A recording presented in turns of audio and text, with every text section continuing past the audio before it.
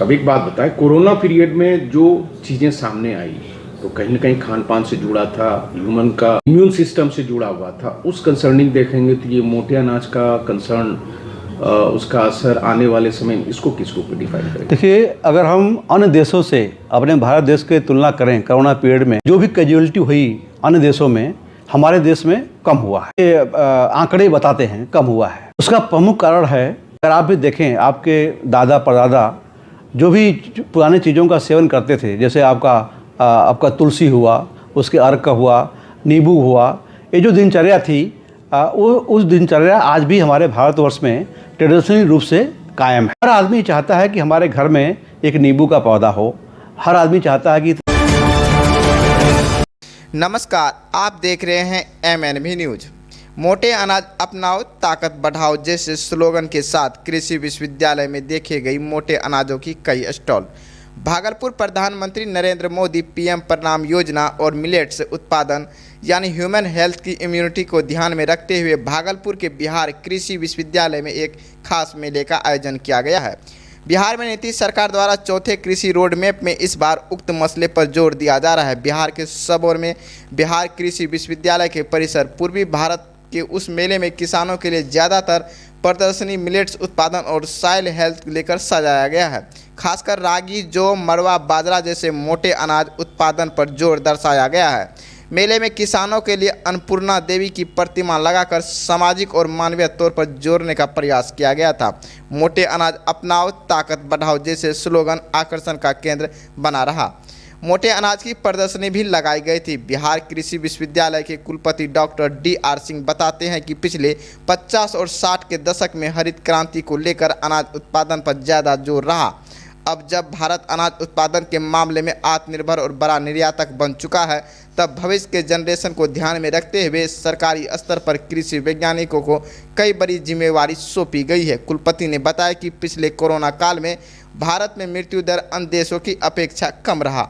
उसने पीछे का बहुत बड़ा कारण हिंदुस्तान की मिट्टी और उसकी कृषि उपज में रोग प्रतिरोधी क्षमता ज़्यादा रही। उस कड़ी में मिट्टी की सेहत भी दुरुस्त रही और आम इंसान की सेहत भी ज़्यादा मजबूत रही। इसलिए मोटे अनाज के उत्पादन पर जोर दिया जा रहा है। चूँकि हाल के दिनों में यूनाइटेड नेशन ने भी वर्ष 2023 को मिलेट्स उत्पादन वर्ष के रूप में घोषित किया है। यानी कहे तो मेरे देश की मिट्टी सोना उगले उगले हीरा मोती जैसी कहावत एक बार पुनः चरितार्थ हो सकती है। ह्यूमन हेल्थ इंडेक्स के अव्वल बना रह सकता है। भागलपुर से विभूति सिंह की खास रिपोर्ट। PM प्रणाम योजना, मोटे अनाज के उत्पादन पे जोर। अब आने वाले समय में बिहार सरकार का बजट आएगा, उसके पहले एग्रीकल्चर रोड मैप को लेकर किसानों से संवाद भी हो गया। तो ये मोटे अनाज का उत्पादन और सॉइल हेल्थ की बात को अगर हम देखेंगे तो आने वाला जो हमारा जनरेशन है वो उसको ध्यान में रख के आप साइंटिस्ट क्या कहेंगे? देखिए, सॉइल हेल्थ और मोटा अनाज हम आपको 50 के दशक और 60 के दशक में वापस ले आता हूँ। उस समय हमारे पास अन्न की कमी थी और हम अन्न दूसरे देशों से मंगाते थे। और 60 के दशक में हरित क्रांति आई। 60 और 70 के दशक में जब हरित क्रांति आई तो उसमें खूब केमिकल फर्टिलाइज़र का उपयोग हुआ। और हरित क्रांति कहाँ से आया? जहाँ पानी की सुविधा अधिक थी। तो जब पानी की सुविधा हुई, हरित क्रांति आई और उसमें केमिकल फर्टिलाइज़र यूज करके, उसमें हमारा लक्ष्य था, देश का लक्ष्य था कि कैसे हमें अपने जनों को, भारत के लोगों का पेट भरना है, कैसे ले आना है। तो उस समय खूब फर्टिलाइज़र का यूज करके उत्पादन हुआ और आज भी उसका असर है कि हम अच्छा उत्पादन करके, नई तकनीक डेवलप करके, और हम आज अनाज हम सेल्फ सफिशिएंट तो हैं ही, हम दूसरे देशों को भी भेज रहे हैं। जहाँ तक आप सॉइल हेल्थ की बात कर रहे हैं, अधिक केमिकल फर्टिलाइज़र यूज़ करने से उसकी उसके ऊपर तो बुरा प्रभाव तो पड़ा ही। जब वही हम 40 और 50 के दशक में पुनः जाते हैं, उस समय मोटा अनाज होता था, मोटा अनाज लोग करते थे। लेकिन उस मोटे अनाज को लेकर के, क्योंकि उसमें तकनीक उसी नहीं थी और उत्पादन कम होता था, उसके प्रोसेसिंग में समय लगता था और लोग कहते थे कि ये गरीबों का खाना है, ऐसा एक धारणा बना। और जैसे ही सिंचाई की व्यवस्था हुई तो हमने धान गेहूं के लोग चलने लगा और केमिकल फर्टिलाइजर के अधिक यूज से। लेकिन आज फिर हम पीछे जा रहे हैं। क्यों?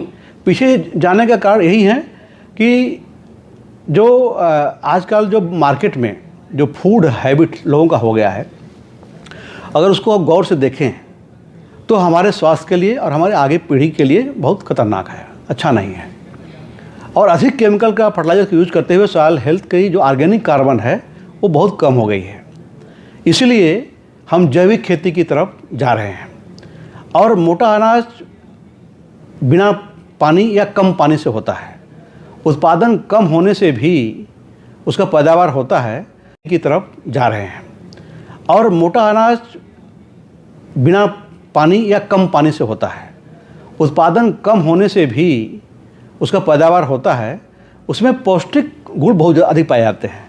उसकी न्यूट्रिटिव एक बात बताइए, पौष्टिकता अगर है, जिस तरीके से एक आम आदमी किसी मॉल में जाता है, चीज़ें सामान उपलब्ध मिल जाती हैं, तो क्या आने वाले समय के लिए चुनौती है कि जो हमारा मोटा अनाज का उत्पादन किसान करेगा उसकी मार्केटिंग, उसका उसी तरह का मार्केटिंग रिच होगा ताकि उसको लोग परचेज करें? देखिए, भारतवर्ष के हर एक प्रदेश में, हमारे बिहार प्रदेश में भी, बिहार राज्य में भी कुछ ऐसे ज़िले हैं, जैसे साउथ बिहार की हम बात करें, वहाँ पे सूखा रहता है, वहाँ पे असंचित क्षेत्र हैं। ऐसे क्षेत्रों को अब सरकार फोकस करने जा रही है। जो चतुर्थ कृषि रोड मैप आ रहा है उसमें मिलेट्स के ऊपर फोकस की बात आ रही है कि ऐसे क्षेत्रों को हम मिलेट्स से जोड़ें और मिलेट्स का उत्पादन करके एक सरकार का काम है कैसे उसका मार्केटिंग करें, कैसे उसकी ब्रांडिंग करें, कैसे उसका बाज़ार लेके आए, तभी तो लोग किसान आएगा। क्योंकि उत्पादन तो उसमें कम होगा ही, क्योंकि इसमें बहुत सारे अधिक वैरायटी अभी आज हमारे पास है नहीं, इसमें और काम करने की आवश्यकता है।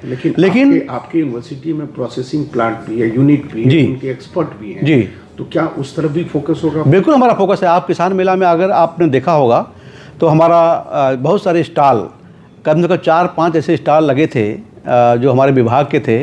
उसमें हर विभाग में मोटे अनाज के ऊपर कोई न कोई तरीका, उसके अनाज, उसके प्रोडक्ट, उसके उत्पाद लगाए गए हैं।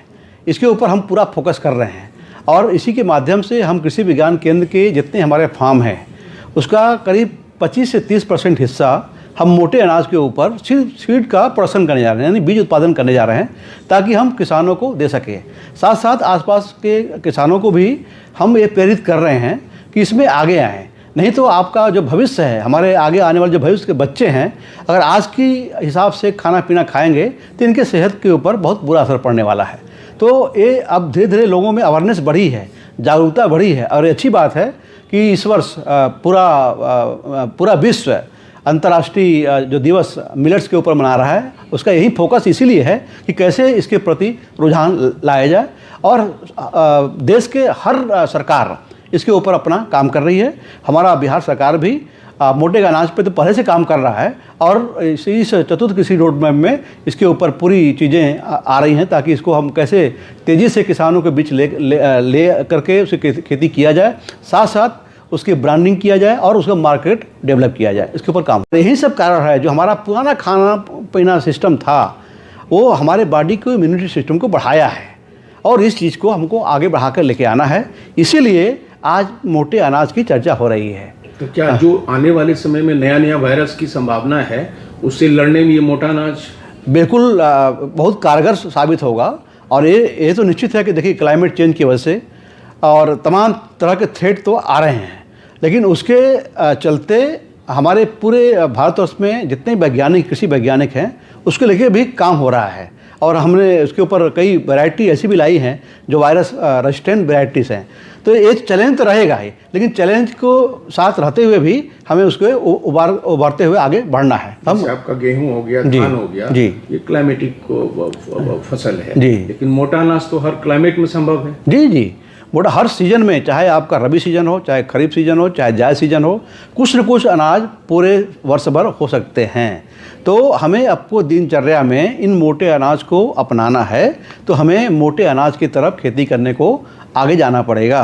और हमारे सॉइल कंजर्वेशन को कितना बल मिलेगा? बहुत बल मिलेगा, क्योंकि उसमें कम फर्टिलाइजर की आवश्यकता पड़ेगी, कम इंसेक्टिसाइड की आवश्यकता पड़ेगी, कम पेस्टिसाइड की आवश्यकता पड़ेगी। इन चीज़ों का कम उपयोग होगा तो हमारा सॉइल हेल्थ की उर्वरता बढ़ेगी ही, उसे घटेगी नहीं। तो हमको इसके ऊपर आगे आने की आवश्यकता है। सब एक बात बताएं, हाल के दिनों में केंद्र सरकार का बजट आया, पीएम प्रणाम योजना मोटे अनाज के उत्पादन पे जोर, अब आने वाले समय में बिहार सरकार का बजट आएगा, उसके पहले एग्रीकल्चर रोड मैप को लेकर किसानों से संवाद भी हो गया। तो ये मोटे अनाज का उत्पादन और सॉइल हेल्थ की बात को अगर हम देखेंगे तो आने वाला जो हमारा जनरेशन है वो उसको ध्यान में रख के आप साइंटिस्ट क्या कहेंगे? देखिए, सॉइल हेल्थ और मोटा अनाज हम आपको 50 के दशक और 60 के दशक में वापस ले आता हूँ। उस समय हमारे पास अन्न की कमी थी और हम अन्न दूसरे देशों से मंगाते थे। 60 के दशक में हरित क्रांति आई, 1870 के दशक में जब हरित क्रांति आई तो उसमें खूब केमिकल फर्टिलाइज़र का उपयोग हुआ। और हरित क्रांति कहाँ से आया? जहाँ पानी की सुविधा अधिक थी। तो जब पानी की सुविधा हुई, हरित क्रांति आई और उसमें केमिकल फर्टिलाइज़र यूज करके, उसमें हमारा लक्ष्य था, देश का लक्ष्य था कि कैसे हमें अपने जनों को, भारत के लोगों का पेट भरना है, कैसे ले आना है। तो उस समय खूब फर्टिलाइज़र का यूज करके उत्पादन हुआ और आज भी उसका असर है कि हम अच्छा उत्पादन